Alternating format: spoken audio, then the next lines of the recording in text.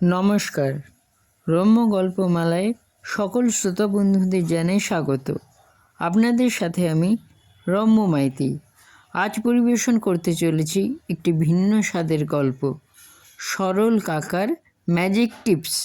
লিখেছেন শুভ মানস ঘোষ, অঙ্কনে মদন সরকার, গল্প পাঠে আমি রম্য মাইতি। আজকের গল্প সরল কাকার ম্যাজিক টিপস।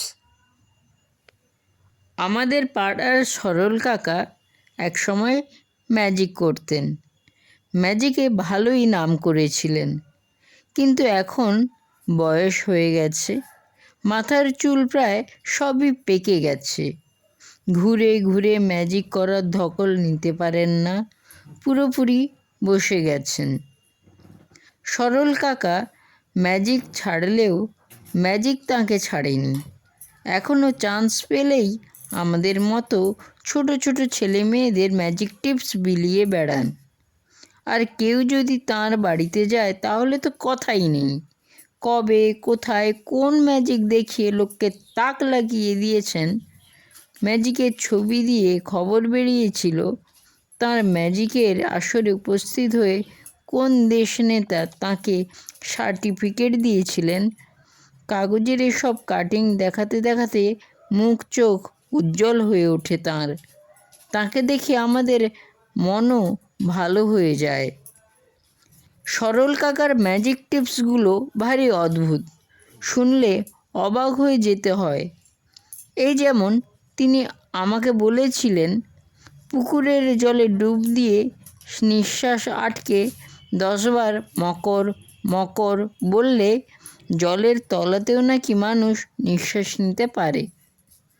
আমি চিরকালই একটু বোকাহাঁদা, তাই সরল কাকার কথা পরখ করার জন্য পরের দিনই আমাদের পাড়ার পুকুরে ট্রাই করলাম, কিন্তু ফল ভালো হলো না। মকরের নাম নেওয়ার পর নিঃশ্বাস নিতে গিয়ে এক গাদা জল নাকে ঢুকে হেঁচে ক্যাশে প্রাণ যায় আর কি। জল থেকে উঠে একটু সুস্থ হয়েই ছুটলুম সরল কাকার বাড়ি। সরল কাকা সব শুনে উল্টে আমাকেই বকাবকি জুড়ে দিলেন। বললেন আমি নাকি ভালো করে নাম নিইনি, ফুল কনসেন্ট্রেশন ছিল না আমার। এসব কি হেলাফেলা করার জিনিস? হতেই পারে, সরল কাকা কি আর মিথ্যে বলবেন? আমি চুপ করে গেলাম। কিন্তু সরল কাকা চুপ করে থাকার লোক নন, তাঁর স্টক অনন্ত। আবার একদিন আমাকে পাকড়াও করে আমার কানে কানে একটা টিপস দিলেন। পড়ার বই খুলে সেদিকে চেয়ে যদি অনেকক্ষণ লম্বা লম্বা শ্বাস নেওয়া যায় তাহলে নাকি পড়তে লাগে না, সব পড়া মাথায় এসে ঢুকে যায়। না পড়েই সব পরীক্ষায় টপাটপ পাস করা যায়। শুনে আমার এমন লোভ হলো, সেবার স্কুলে ইউনিট টেস্টে বসে ট্যাকটিক্সটাই অ্যাপ্লাই করে বসলাম। কিন্তু এটাও কাজে লাগলো না।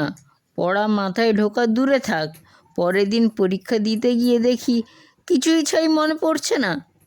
ফলে পরীক্ষা এমন খারাপ হয়ে গেল, বাড়িতে বকুনি, স্কুলে বকুনি, বন্ধুদের ঠাট্টা ইয়ার্কিতে প্রাণ ওষ্ঠাগত। আমি আবার ছুটলাম সরল কাকার কাছে। সরল কাকা এবারও গম্ভীর মুখে আমার সব কথা শুনলেন, তারপর রেগেই উঠলেন। বললেন, যেটা পারিস না করতে যাস কেন? তোর শ্বাসক্রিয়া ঠিক মতো হয়নি, প্রসেসেই ভুল হয়ে গেছে, বুঝলি? একদিকে মাথায় ঢুকছে, অন্যদিকে বেরিয়ে গেছে বাইরে। এ বড় কঠিন সাধনা, যাকে তাকে দিয়ে হয় না। যা যা বাড়ি যা। আমি মুখ চুন করে বাড়ি ফিরে এলাম। সত্যিই তো, সব কাজ কি সকলকে দিয়ে হয়? আমার মতো বোকাহাঁদা ছেলেকে দিয়ে তো নয়। কদিন মন খারাপ করে ঘুরলাম। তারপর একদিন স্কুলে যাচ্ছি, রাস্তায় সরল কাকা ধরলেন আমাকে, একেবারে চেপে ধরলেন। জিজ্ঞেস করলেন, কিরে আর যাস না কেন আমার বাড়ি? রাগ করেছিস আমার ওপর? সব অভিমান দূর হয়ে গেল। একগাল হেসে বললাম, না না, তোমার উপর রাগ করতে যাব কেন কাকা? তবু ভালো, কাল থেকে তোর কথা খুব মনে পড়ছে। হঠাৎ একটা ম্যাজিক মনে পড়ে গেছে, হেভি ইন্টারেস্টিং। সময় করে চলে আয়, টিপস দিয়ে দেব। আবার ম্যাজিক টিপস?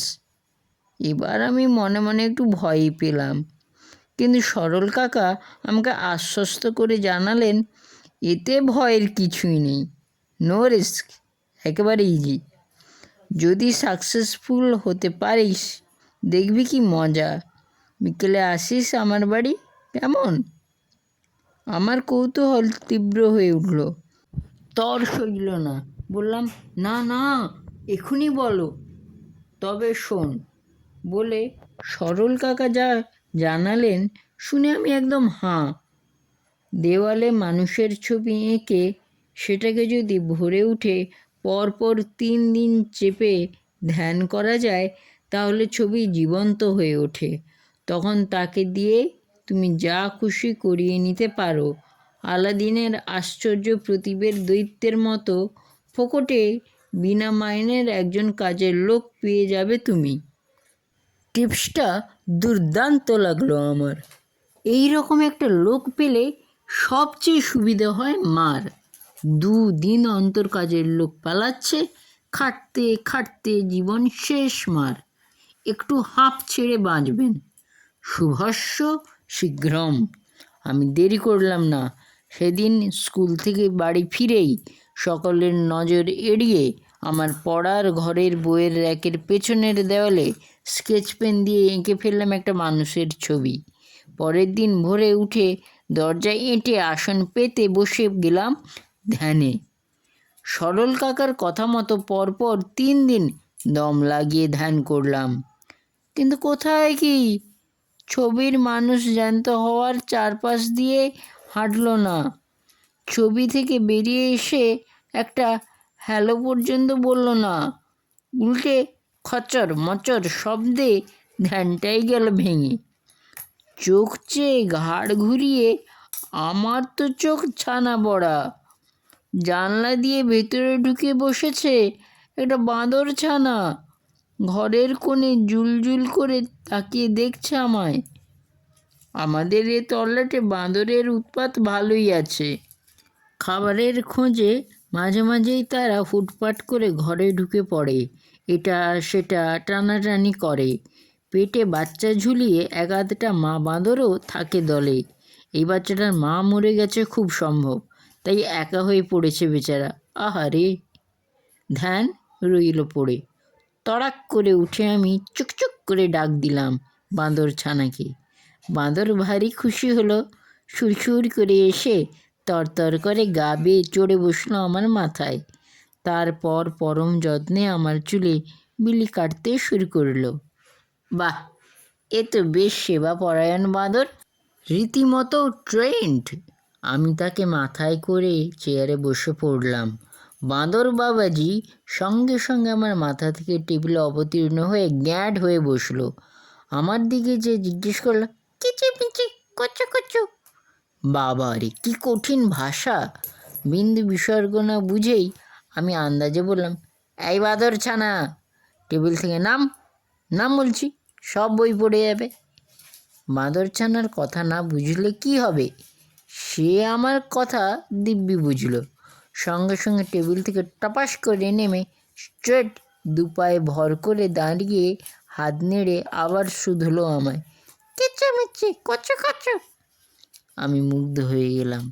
শুধু ভাষাই বোঝে না, কথা বললেও শোনে। না, এই সাধারণ বাঁদর ছানা নয়। আমি বললাম, কি কচু কচু করছিস, কি বলতে চাস ঝেড়ে কাস? কিচিমিচি কচু কচু। ফের সেই ডায়লগ। বেটার স্টক অফ ওয়ার্ডের হাল বেচায় খারাপ দেখছি, কিন্তু সত্যি কি তাই, না কেউ বলতে চাইছে এরপর কি করতে হবে বলো, হুকুম চাইছে? হুম, ঠিক ঠিক। সরল কাকা যেমন বলেছিলেন, এই যে অবিকল সেই বিনা মাইনের কাজের লোকের মতো হাবভাব। তবে কি আমি শিব করতে বাঁদর করে ফেললাম? ধ্যানের ভুলে মানুষের বদলে বাঁদর চলে এলো? কিচ্ছু বিশ্বাস নেই, ক্যাবলা ছেলে আমি। আমি বাঁদর ছানাকে একটু ওয়েট করতে বলে পড়িমড়ি করে ছুটলাম সরল কাকার বাড়িতে। সরল কাকা আমাকে দেখে খুশি হলেন, বললেন, আয় আয়, বল কি খবর। আমি সব খুলে বললাম। শুনে সরল কাকার ভুরু বেঁকে এলো, চোখ সরু করে আমায় জিজ্ঞাসা করলেন, ধ্যানে ফাঁকি দিসনি তো? ধ্যান করার সময় কলা খাই, মূলো খাই করিসনি তো? আমি তো আকাশ থেকে পড়লাম, কলা? কলা মূলোর সঙ্গে বাঁদরের মতলব? আরে, কলা মূলোর সঙ্গেই তো বাঁদরের চিরকালের মতলব, যাকে বলে মেড ফর ইচ আদার। সরল কাকা বিরক্ত হলেন, জানিস না বাঁদরের ফেভারিট ডিশ কলা? স্কুলের মাস্টারমশাইরা তোদের শেখায়নি? মনে মনে নির্ঘাত কলার কথা ভেবে ধ্যান করছিলি, নইলে মানুষের বদলে বাঁদর উড়ে এসে জুড়ে বসবে কেন? কখনো না। আমি প্রবল প্রতিবাদ করলাম, কলা দেখলে আমার গা গোলায়, কলা অ্যালার্জি আছে আমার। তুমি মাকে জিজ্ঞেস করো কাকা। বটে। সরল কাকা চিন্তায় পড়ে গেলেন, একটু ভেবে বললেন, চল তো দেখি কোথায় ধ্যান করছিলি। আসন ঠিক না হলে ফল হয় না, বুঝলি। চলো। আমি সরল কাকাকে আমার পড়ার ঘরে নিয়ে এলাম। তারপর বইয়ের র্যাক থেকে সরিয়ে দেওয়ালের ছবিটা বের করতেই কাকা তো লাফিয়ে উঠেছেন, এই তোর মানুষ? মাই গড, ছবি আঁকতে পারিস না? কে বলেছিল তোকে আঁকতে? এরা মানুষের চেহারা হয়েছে না বাঁদরের, তাই বলি। লজ্জায় মাথা নিচু হয়ে গেল আমার। মাথা চুলকে বললাম, আসলে তাড়াহুড়া করে আঁকতে গিয়ে এরকম হয়ে গেছে কাকা। আর মুখ নাড়িস না, তুই আঁকার কিছু জানিস না। আরে বোকা, বাঁদরকে ধ্যান করলে কি মানুষ আসে? আবার ডুবিয়েছিস তুই। তোকে নিয়ে আর পারা গেল না। কিন্তু, আবার বলে কিন্তু। এই বলে সরল কাকা চারিদিকে তাকাতে লাগলেন। কোথায় গেল তোর সোনার চাঁদ? একবার দেখিস স্যাম্পলটাকে, সত্যি বাঁদর ছানা না অন্য কিছু? আমিও তাকাতে থাকলাম। কচু কচু করে কয়েকবার ডাকও দিলাম, কিন্তু বাঁদর ছানার সাড়া মিলল না। টিকিটি দেখতে পেলাম না তার কোথাও। যতই হোক, জাতিতে তো বাঁদর, একঠাই হয়ে বসে থাকার যেন পাত্র সে। ঠিক পালিয়েছে না হাতি? তুই যা ক্যাবলা চণ্ডী, কি দেখতে কি দেখেছিস, কি করতে কি করেছিস বিশ্বাস আছে? আর জীবনে যদি তোকে টিপস দিই। সরল কাকা দাঁড়ালেন না, গজ করতে করতে চলে গেলেন। আমি ধপ করে বসে পড়লাম চেয়ারে। গভীর দুঃখে ছেয়ে গেছে মন। ভাবছি, আমার দ্বারা জীবনে কিছু হবে না, কিচ্ছু না। আমি চমকে উঠলাম। তারপর ঘাটটি ঘোরাতেই দেখি শ্রীমান যত নষ্টের গোড়া। কোথায় ঘাপটি মেরেছিল ব্যাটা এতক্ষণ কে জানে। আমায় দেখে করে এসে করে উঠে পড়লো আমার কোলে। আনন্দের সঙ্গে আমার নাকের ডোগায় নাক নেড়ে বলল, কচু আস্পর্ধা দেখেছ? আমি রাগ সামলাতে পারলাম না, গলা তুলে বললাম, নো কিচিমিচি, নো কুচু, একদম চুপ। তোর জন্য সাত সকালে সরল কাকার কাছে গালাগালি খেয়ে মরলাম। কথাটাও ঠিক কী করে যেন বুঝে গেল বাঁদরছানা। হঠাৎ সে আমার গলাটা জড়িয়ে ধরলো, তারপর টপাটপ আমার দুগালে অবিশ্রাম চুমু দিতে শুরু করলো। আমি রাগ করেছি বেশ বুঝেছে, আমাকে ঠান্ডা করার চেষ্টা আর কি। এরপরে কি আর রাগ করে থাকা যায়? আমার সব দুঃখ কোথায় যেন চলে গেল, গায়ে কাঁটা ছুটতে লাগলো। মনে হলো, ভাগ্যিস ভালো করে ছবিটা আঁকতে পারি না, নইলে কি একে পেতাম? মানুষ হলে এত ভালোবাসতে পারতো কি জানি। বন্ধুরা, কেমন লাগলো এই আজকের গল্প? কমেন্ট বক্সে অবশ্যই লিখে জানাবেন। গল্পটি ভালো লাগলে লাইক এবং শেয়ার করতে ভুলবেন না। পরবর্তীকালে নিত্য নতুন স্বাদের গল্প কবিতা শুনতে এখনই আমার চ্যানেলটি সাবস্ক্রাইব করে আমার পাশে থাকুন। ধন্যবাদ।